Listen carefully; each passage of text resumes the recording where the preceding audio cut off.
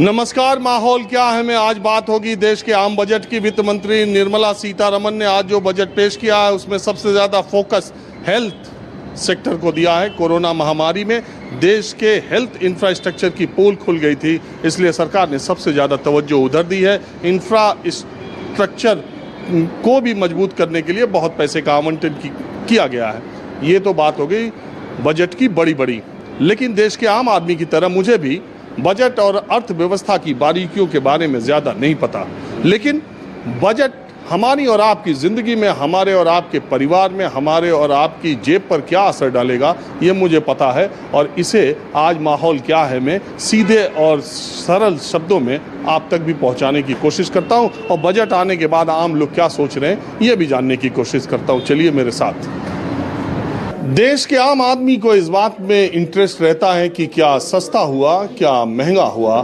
तो मैं सबसे पहले आपको ये दिखाने की कोशिश करता हूं कि आज के बजट से एक बहुत जो ज्वेलरी के लोग थे, व्यापारी थे, उनका बहुत दिन से एक डिमांड उनकी थी, एक मांग उनकी सरकार से थी कि 12.5% एक्साइज टैक्स जो लगता है सोने चांदी पर उसको कम किया जाए, ताकि सोने की जो स्मगलिंग होती है, अवैध व्यापार होता है, वो उस पर रोक लगे और एक प्रतिस्पर्धा जो है, अनावश्यक कंपटीशन जो है धंधे में वो कम हो। वैसे तो व्यापारियों की मांग थी कि ये 4% होना चाहिए, लेकिन इसको सरकार ने 12.5% से 7.5% कर दिया है। मैं एक ज्वेलरी शॉप पर हूँ, आप देखिए कितनी भीड़ है। पता नहीं इन लोगों को ये मालूम था कि बजट में सोना सस्ता होगा, महंगा होगा, इसलिए आए, या इनके घर में कोई फंक्शन है इसलिए आए। लोग अभी भी सोने को, भारत की महिलाएं, भारतीय महिलाएं क्या दुनिया की सारी महिलाएं, सोने के प्रति एक आकर्षण है ही, और सबसे ज़्यादा निवेश सुरक्षित भी सोना माना जाता रहा है। हमारे साथ सुधीर सिंघल जी हैं जो नोएडा ज्वेलर्स एसोसिएशन से जुड़े हुए हैं, महामंत्री हैं, और इन्हीं की ये शॉप है। मैं आपसे ये कह रहा हूँ कि सबसे पहला तो ये बताइए कि जो एक्साइज ड्यूटी कम हुई, तो ये जो आपका यहाँ पे लिखा हुआ है 24 कैरेट का सोना 50,900 रुपये, 22 कैरेट का 46,660 रुपये और 18 कैरेट का 38,180 रुपये। तो सीधा और सरल पहली बात तो ये है कि ये कितने कितने कम हो जाएंगे कि इन्होंने 12.5 का 7.5 कर दिया, और उसके ऊपर 2.5% टैक्स लगा दिया सेस, और 0.075% और एक टैक्स इम्पोज कर दिया।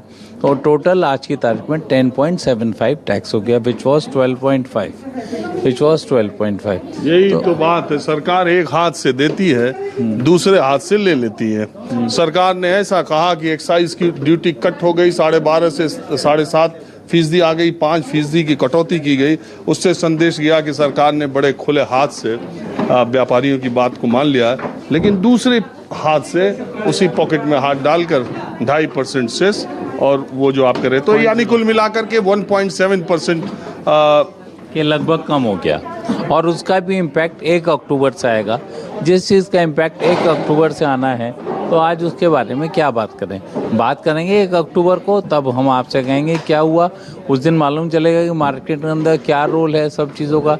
अभी तो कुछ पता ही नहीं क्या रोल है सब चीज़ों का, और तभी हम वैसे लोग ये कह रहे हैं कि 1000 से 1100 रुपए के आसपास फर्क आएगा। ये वाली बात आपकी बिल्कुल उचित है कि 1000 से 1100 कम होना चाहिए, क्योंकि हमारा करीब 2% कम हो गया। 2% मतलब 1000 रुपये होता है।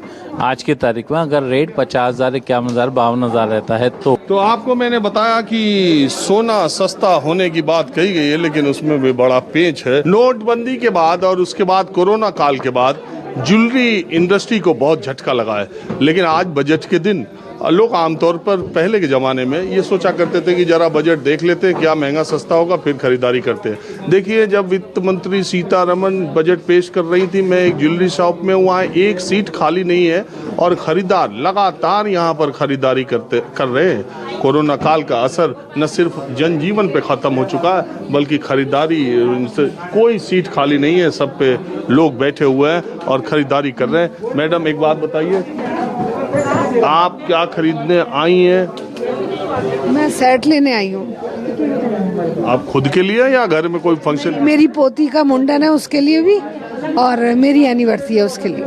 तो मैं ये जानना चाह रहा था कि पहले के ज़माने में लोग ये सोचते थे कि आज बजट आ रहा है, जरा देख लेते हैं क्या सस्ता हो क्या महंगा हो तो खरीदारी करते हैं। यहाँ मैं देख रहा हूँ सारी जगह भरी हुई है, किसी को फर्क ही नहीं महंगा। आज बजट देखते नहीं है, सब ये सोचते हैं जितनी जिंदगी है उसमें पहन के ऐश करें। आगे का जन्म किसने देखा, अगला जन्म। लेकिन एक बात बताइए, 50-51 हजार रुपए सोना हो गया, उसके बाद भी लोग अभी इतनी हिम्मत कर रहे हैं, इतनी कर रहे हैं। उसका ये है, लेडीज और जेंट्स दोनों कमाते हैं, दोनों जॉब करते हैं, दोनों ही पैसे को एंजॉय करते हैं। नहीं, ये नहीं पूछ रहा आपके पास कहाँ से आया। आपको पूरा हक है। और मेरी नहीं, पहले जो पेरेंट्स होते थे थोड़ा कंजूस होते थे, एक सेट चढ़ा दिया, 2 सेट चढ़ा दिए, उसी में ही नाम होता था। आजकल ये है कि आज का फैशन ऐसा है कि बच्चों के पास जो नहीं है दोबारा कहते हैं इस तरह का चाहिए, तीसरी बार कहते हैं इस तरह का चाहिए, तो बच्चों की डिमांड भी है, उसके लिए लेना भी। अच्छा, तो मैं आपको चलते चलते ये बता दूं कि बजट में सोना कुछ सस्ता हुआ है, मतलब एक्साइज ड्यूटी घटाई तो 1000 रुपए 1 तोले में शायद कम हो जाएगा, वो भी। अब इससे कोई फर्क पड़ेगा? नहीं, कुछ फर्क नहीं पड़ेगा। अब अच्छा। पढ़ने को तो पड़ता है, जब रुपए कम देने पड़ते हैं तो पड़ता ही है फर्क, लेकिन महंगा हो या सस्ता है, जिसे खरीदना है वो खरीदना ही है ज्वेलरी। तो चलिए, मेरी तरफ से आपकी शादी की सालगिरह की बहुत शुभकामनाएं। Thank you, thank you. और अब मैं आपको माहौल क्या है, मैं दूसरे इलाके में ले चलता हूँ, वहाँ जहाँ पर ये पता चलेगा कि महंगा क्या हुआ है। तो आपको हमने बताया कि सोना, चांदी, स्टील के बर्तन जैसी चीजें सस्ती हो जाएंगी, लेकिन ये भी जान लीजिए कि महंगी क्या होंगी।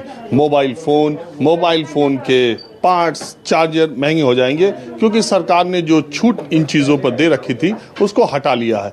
उसका तर्क ये है कि अब हमारे देश में भी मोबाइल फ़ोन, चार्जर, एडेप्टर, ये सब चीज़ें, इसको बढ़ावा देने के लिए, इनके उत्पादन को बढ़ावा देने के लिए ये कदम उठाया गया। और जब बाहर से जो मोबाइल आएंगे अब वो महंगे हो जाएंगे। तो अगर आप खरीदने के बारे में सोच रहे थे, पहले सोच लिया होता तो ठीक ही था, खरीद लेते थे। ऐसा है जी।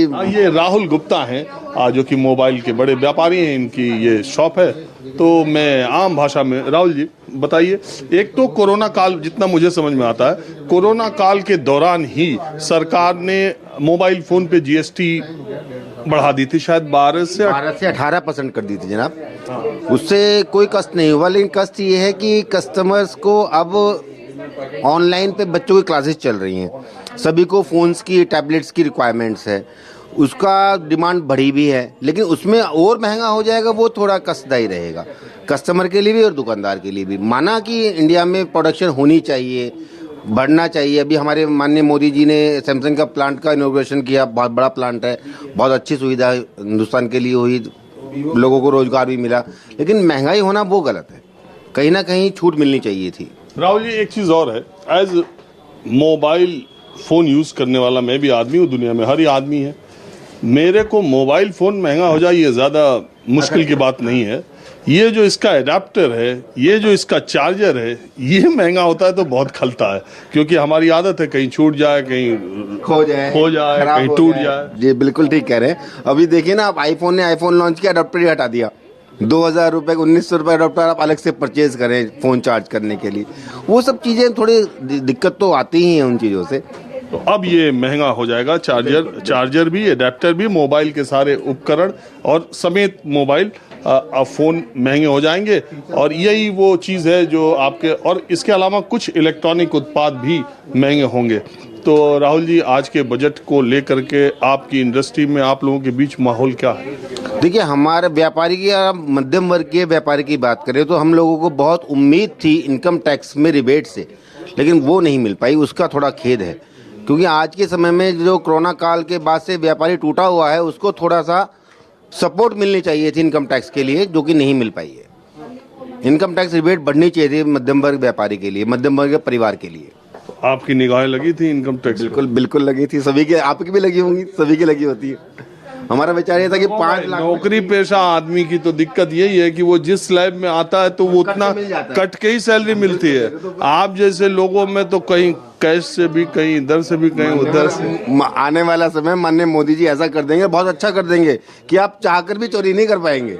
ये बहुत अच्छी बात है, हमारे आने वाले जनरेशन के लिए बहुत अच्छा है, सुखद है। चलिए अब मैं आपको बजट से जुड़ी कुछ और चीजें, आपके घर, आपकी जिंदगी, आपके परिवार में कौन क्या चीज असर और डालेगी, मैं कुछ और चीजें माहौल क्या है मैं आपको दिखाता हूँ।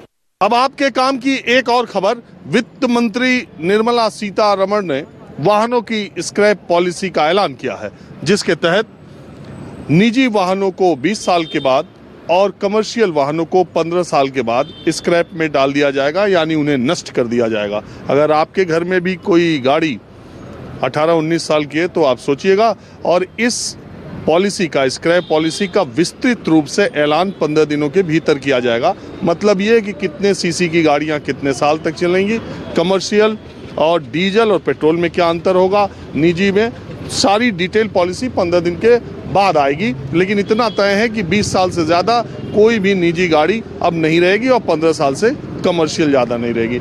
मैं इस वक्त पुरानी गाड़ी के जो मार्केट है उसमें आया हूं और यहाँ पर एक डीलर है, और ऐसे समय में आया हूं जब वित्त मंत्री निर्मला सीतारमण बजट पेश कर रही थी। उसके कुछ ही देर के बाद यहाँ पर एक ग्राहक है जो 13 साल पुरानी गाड़ी खरीदने के लिए भी आए हैं, और मैं एक तरफ ये कारों का व्यापार करने वाले लोग हैं, दूसरी तरफ जो ग्राहक है वो खड़े हैं। तो यहीं से बात शुरू करता हूँ।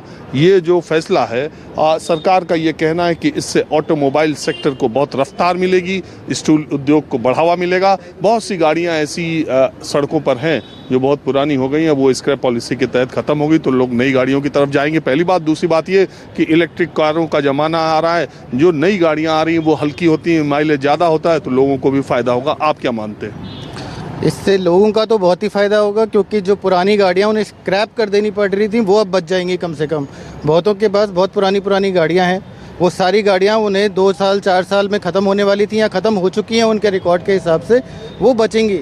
और नई गाड़ियाँ भी इससे बूस्टअप होंगी, क्योंकि इससे गवर्नमेंट भी एक जो पॉलिसी के जो भी स्क्रैप कराएगा उसके लिए कुछ सब्सिडी देने का भी ऐलान कर रही है, तो नई गाड़ियों के लिए भी बड़ा बूस्ट मिलेगा इसके साथ।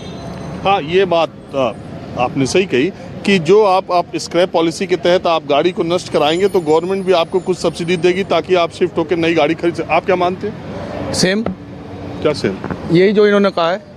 अभी आपने बताया मुझे कि ये 2008 मॉडल है, तो अभी मान लो 15 दिन के बाद स्क्रैप पॉलिसी के तहत ये आ जाए कि डीजल गाड़ी तो 15 साल चलेगी, फिर नहीं, अभी तक तो नहीं है ना, इन्होंने तो अब खरीदी है ना, अभी पता नहीं है। आज ही तो बजट आया है। आज बजट आया है, बट इन्होंने तो खरीद चुके हैं ना ये गाड़ी, कर लेके जा रहे हैं। हाँ जी। 2008 की स्कॉर्पियो कितने में बेची आप? ये हमने बेची है 2,15,000 की, 2,15,000। 2,15,000 रुपए की। सरदार जी, आपका क्या कहना है इस पर? बिल्कुल जी, इससे कारों का कारोबार जो है वो भी बढ़ेगा। ये जो 2008 की स्कॉर्पियो लेने आज आप आए, सौदा कर चुके हैं, मान लीजिए 15 दिन के बाद नई पॉलिसी के तहत कुछ आ जाए, तो फिर क्या करेंगे? अब खरीद तो लिए है, जो होगा नफा होगा, नुकसान होगा, जो होगा वो देखा जाएगा। नहीं, अभी तो 3 साल चलेगी। नहीं, 2023 तक तो चलनी है, उसमें तो कोई पीछे होएंगी जी। 2023 तक चलाएंगे, फिर आगे देखेंगे। चलो स्क्रैप में डाल देना, अब सब्सिडी आएगी, दूसरी गाड़ी लेना। जी जी, ऐसा ही करें। तो वैसे ये जो नियम आया इसको आप कैसा मानते हैं? नियम ठीक है, नियम का है, जो भी सरकार नियम बनाती है अच्छा ही बनाती है। आपको भी लग रहा है ये सही है सिस्टम? सही है सिस्टम, ये सिस्टम सही है।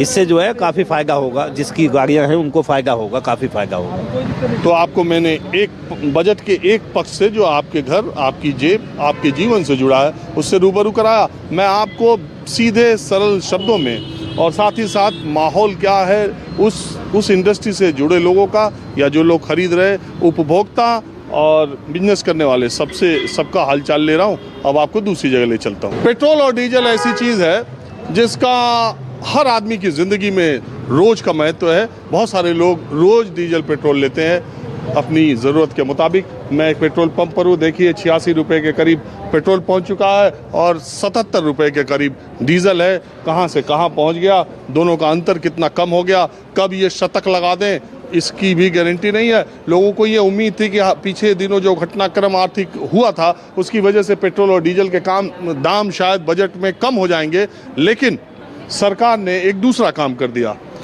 2.5 रुपये पेट्रोल पर और 4 रुपए डीजल पर हर लीटर पर एग्रीकल्चर सेस लगा दिया। ये पैसा जो है वो इसकी राहत आम आदमी की जेब पर पड़ सकती थी। सरकार अगर चाहती तो 4 रुपए पेट्रोल, 4 रुपए डीजल और 2.5 रुपए पेट्रोल कम कर सकती थी, लेकिन इसके बावजूद नहीं कर पाई। उसको उसने सेस के जरिए अपनी जेब में डालने का काम किया है। हमारे साथ कुछ यूथ हैं, इनसे बात करते हैं। Yes sir. ये उम्मीद थी कि पेट्रोल डीजल सस्ता होगा, यस सर, लेकिन इस पे एग्रीकल्चर सेस लगा दिया। आपको तो महंगा नहीं होगा, कंज्यूमर पर इसका कोई बोझ नहीं पड़ेगा, लेकिन जो आपको सस्ता हो सकता था वो फायदा सरकार ने अपने पास रख लिया एग्रीकल्चर सेस के नाम पर, क्योंकि एग्रीकल्चर सेक्टर का जो डेवलपमेंट है उसको बढ़ाने के लिए उसको पैसे की जरूरत है। ये ठीक लगता है आपको? वैसे तो ये ठीक नहीं है, क्योंकि जनता को ज़्यादा ज़रूरत है इसी के। आखिर पेट्रोल अगर आप देखें अभी हाल ही में कुछ सालों से पेट्रोल के दाम काफ़ी ज़्यादा बढ़ोतरी होती जा रही है, जबकि प्रेजेंट टाइम की सरकार में ऐसा कोई वादा था नहीं कि पेट्रोल की दाम को इतना ज़्यादा बढ़ाया जाएगा। अभी राजस्थान में जैसे अरे वादा कम करने का होता है कि कोई सरकार वादा बढ़ाने का करती है। वादा पेट्रोल के दाम धीरे धीरे इस पे दिन प्रतिदिन मतलब। तो आप तो यंग हैं, आपको क्या उम्मीद थी कि क्या होगा?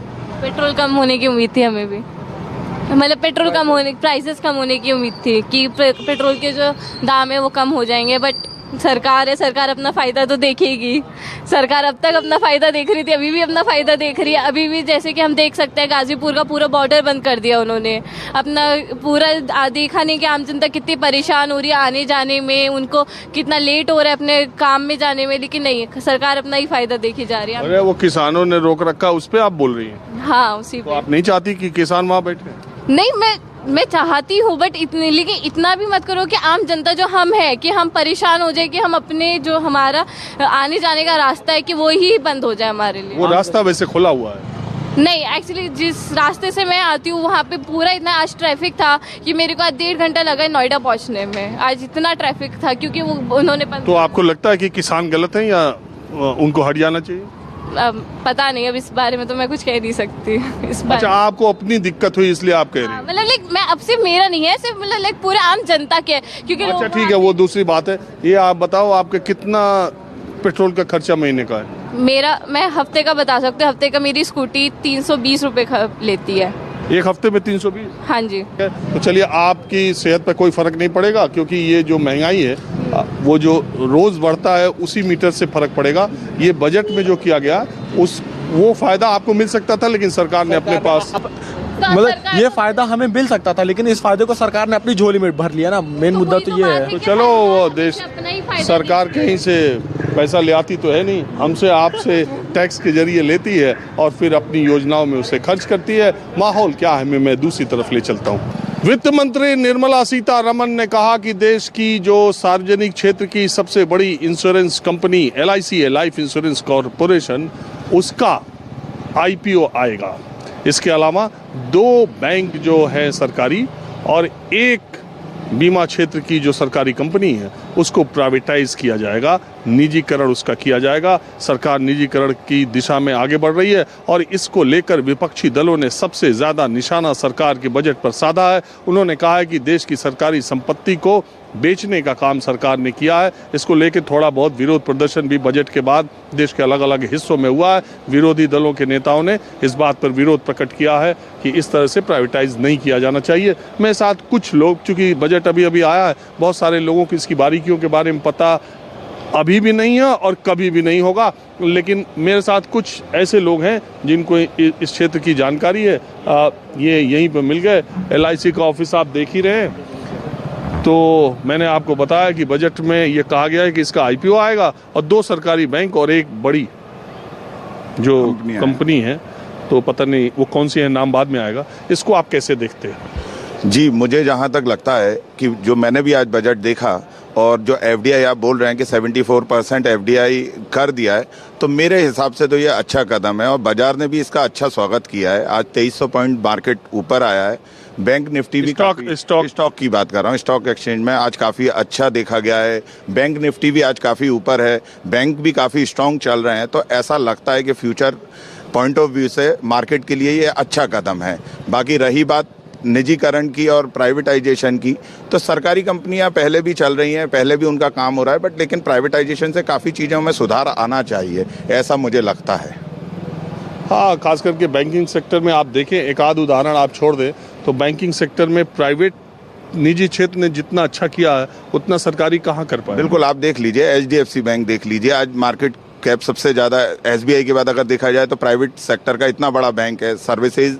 तो प्राइवेटाइजेशन आने के बाद से सरकारी बैंकों की भी काफ़ी स्थितियों में सुधार आया है, सहूलियत भी मिलती है। लेकिन इसका दूसरा पक्ष भी है कि दूसरे एक निजी बैंक का भी उदाहरण हमारे सामने है कि क्या हुआ था, मोरेटोरियम लगाना पड़ा था RBI को। मैं ये बात कह रहा हूँ कि आप तमाम टीवी चैनलों पर, तमाम कार्यक्रमों में एक्सपर्ट्स की, तमाम बड़े बड़े अर्थशास्त्रियों की के रिएक्शन जान रहे होंगे और उनके बारे में जान रहे होंगे। मैं सड़क पर चलते आम लोगों के बीच में बजट को लेकर माहौल क्या है आपको बता रहा हूं, जो अपने सब्जेक्ट के कोई मास्टर नहीं है, लेकिन उनको अपनी ज़रूरत की चीज़ों के बारे में पता है और अपने फ़ायदे नुकसान के बारे में वो जानते हैं। अच्छा, ये बताइए, शेयर मार्केट में आप भी लगाते हैं? जी, बहुत कम, कभी बार, लेकिन ज़्यादा नहीं, केवल देख टीवी से और काफ़ी टीवी चैनल से फायदा होता है कि नुकसान?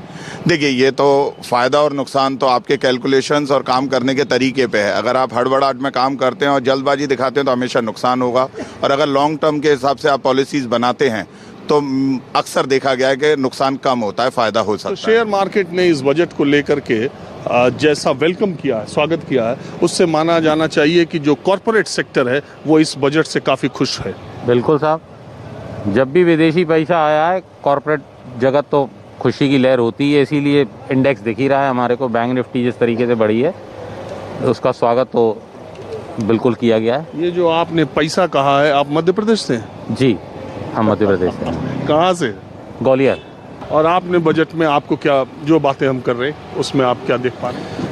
साहब, मुझे ऐसा लगता है कि FDI ई कॉमर्स सेक्टर में, इंडस्ट्रियल सेक्टर में, एजुकेशन सेक्टर में जो भी सारी घोषणाएं हुई हैं, अब धरातल पे इनका क्या असर दिखेगा वो आने वाले समय में देखा जाएगा। पर आम पब्लिक अभी सोच रही है कि हाँ, आने वाले समय में हमारे देश में अच्छा डेवलपमेंट होगा, तो उस उम्मीद से ना फिंगर क्रॉस्ड है। चलिए, कम से कम राह चलते मुझे ऐसे लोग मिल गए जो बजट पर मुझे भी कुछ बता सके, अपनी राय अपने लोगों तक पहुंचा के सके। ये लोग ऐसे हैं जिनका बजट से वास्ता है। वैसे तो देश की 90% जनता को बजट आए और जाए उसकी सेहत पर कोई फर्क नहीं पड़ता। कैमरामैन अजय के साथ राजीव रंजन, न्यूज़ 24 नोएडा।